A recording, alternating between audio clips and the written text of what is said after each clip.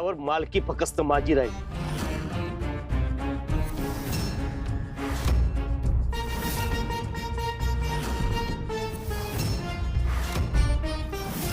चालेल मला, फक्त देवघरातले देव मला दे.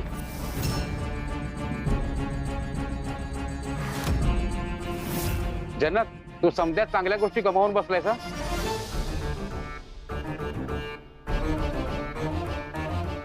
जे माझं होतं ते मला मिळालंय. हा तेलाचा घाना माझ्या जीवाच्या जवळचा आहे. मग बाकी समजा दादाकडे राहिलं तरी माझी काही हरकत नाही. तुळजाईच्या आशीर्वादानं आणि माझ्या मेहनतीनं मी समजा पुन्हा उभं करीन. घाण्याचं बैल आहे, देवाऱ्यातले देव आहेत, मग मला कशाची चिंता.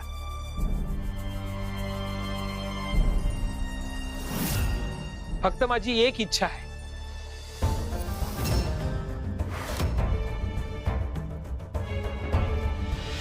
कसली इच्छा?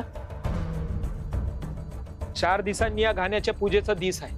आपल्या दोघांच्या हाताने या घाण्याची पूजा होईल आणि मगच ही वाटणी होईल.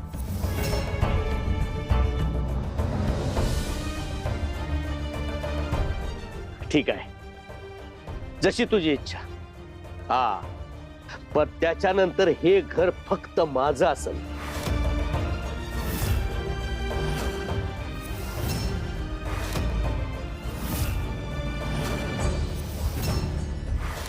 यानंतर तू आणि गंगाई हे घर सोडायचं. मला माझं स्वतंत्र राहायचं आहे.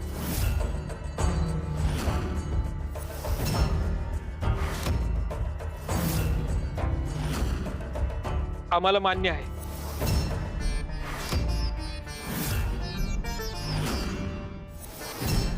चला, झाली ना वाटणी. सुखाने राहा दोघं. आता आम्ही निघतो. ओ पंच महाराज, बसा बसा. अजून वाटणी पूर्ण कुठं झाली आहे? दादा, अरे असं काय करतोस तू? आता काय आहे? समजा तर दिलं की तुला. समज दिलं. अजून बी आपली असलेली एक महत्वाची गोष्ट राहिली आहे.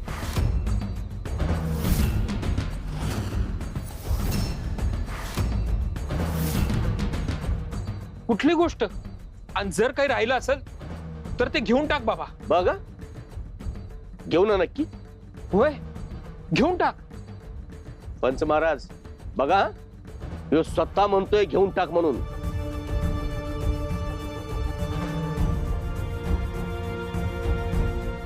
होय रे बाबा, घेऊन टाक. असं काय हवंय तुला आणि काय राहिलंय आता माझ्याकडे?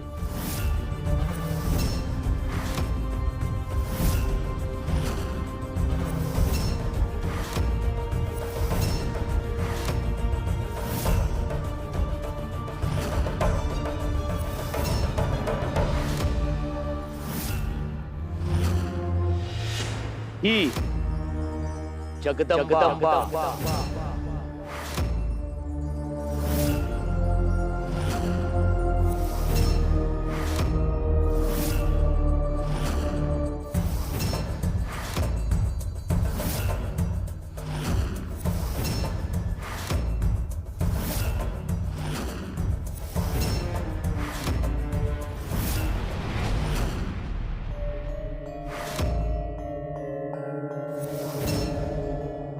छबी का डबी, ही जी कोणी आहे ना, ही नक्कीच कोणी साधी सुधी नाहीये. हिची पाळमुळं खणून काढायच पाहिजे.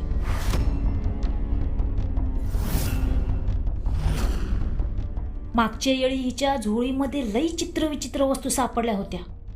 आत्ता या बोचक्यात काय आहे ते बघायच हवं.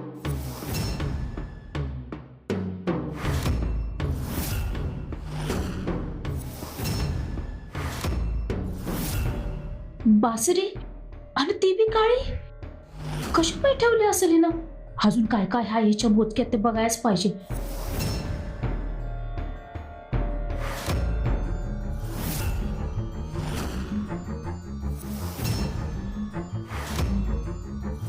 मोहरा, हा काय प्रकार आहे?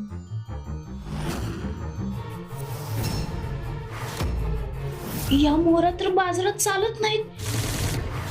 असुर सेवक तर एकमेकांची ओळख पटावी म्हणून या मोहरा वापरतात. म्हणजे त्या ह्या मोहरा आहेत. म्हणजे ही छबी असुर सेवक तर नाही. पण मग ही तर काय करते? बापरे, हे आले की पहिले त्यांना सांगायला पाहिजे.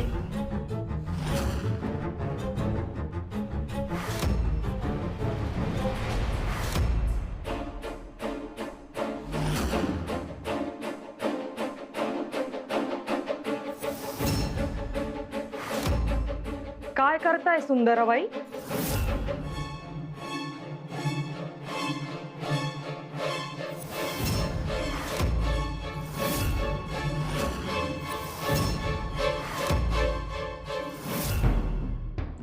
घराची साफसफाई म्हटलं, ही बोचकी बिस्की सगळी जागेवर ठेवावीत, इतकंच. खरं नाही, मला तर वाटायला लागलंय दुसरंच काय तर धंदा चालू होत. धंदे? मी दुसऱ्या काहीच करत नव्हते. बस बस, जेवणाचं बघा, भूक लागून गेली. जेवायची वेळ निघून गेली माझ्या. मला जर वेळेत जेवण मिळालं नाही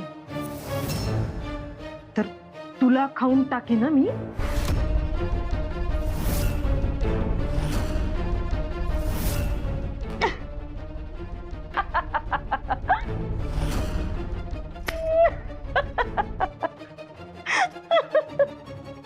वहिनी, अगं गंमत केली.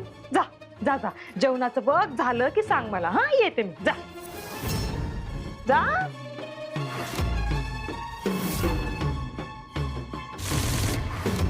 खरंच ही असुर बिसूर असेल तर हे पण घरात नाहीयेत.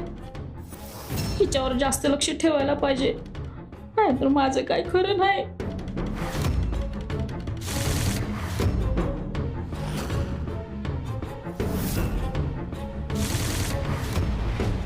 दादा, अरे काय बोलतोयस तू? ही माझी लेक आहे, तिची वाटणी कशी करता येईल? जनका, ती तुझी लेख नाही, ती तुला आणि गंगाईला सापडलेली आहे.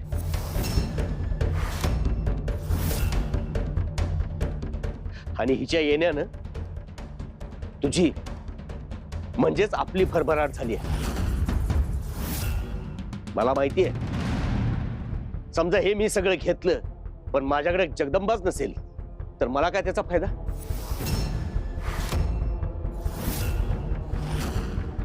अरे पण माझ्या कुटुंबातली एक आहे ती, तिला कसं मागू शकतोस तू? हे बघ जनका, मी तुला आधीच विचारलं होतं, तेव्हा तू म्हणाल होतास जे काय आपलं आहे ते समजा घेऊन टाक, मला काय नको. मग आता का शब्द फिरवतोस? आता कुठं आलं तुझं माझं? हे सगळं आपलं असताना. अरे पण जिवंत माणसाची कुणी वाटणी करतो हे? जिवंत हाडामासाची आहे ती. असं मग बैल कसा आला वाटणीत? तू का बिन हाडामासाचा आहे? अरे पण रक्ताच्या नात्याच्या माणसाची वाटणी करता येते होय?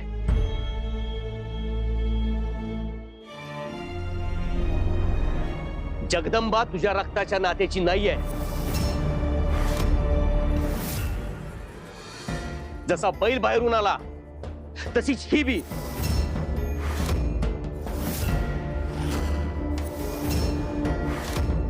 दादा, काय बोलतोयस तू?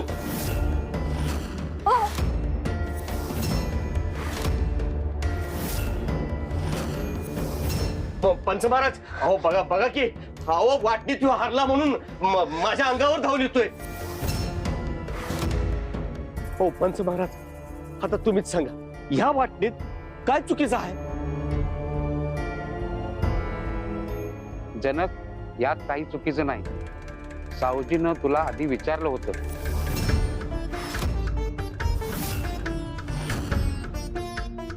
अहो पण जिवंत माणसाला असं वाटणीत घेता येतं होय? हो, चालतं, काय हरकत नसते.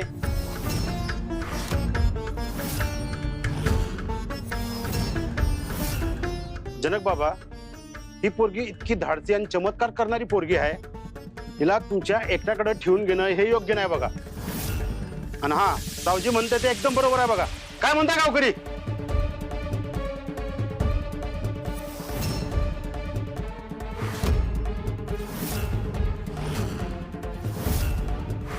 अहो थांबा, अहो काय खेळ मांडलाय हो? थांबा.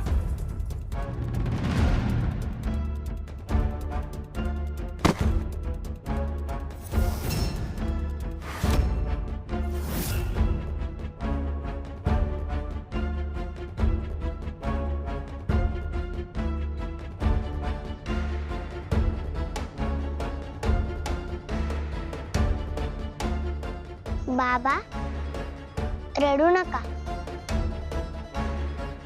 काळजी करू नका. आपण याच्या आधी एवढी संकट बघितलेत, सगळ्यातूनच बाहेर पडलो की नाही, तसंच या संकटातून पण बाहेर पडू.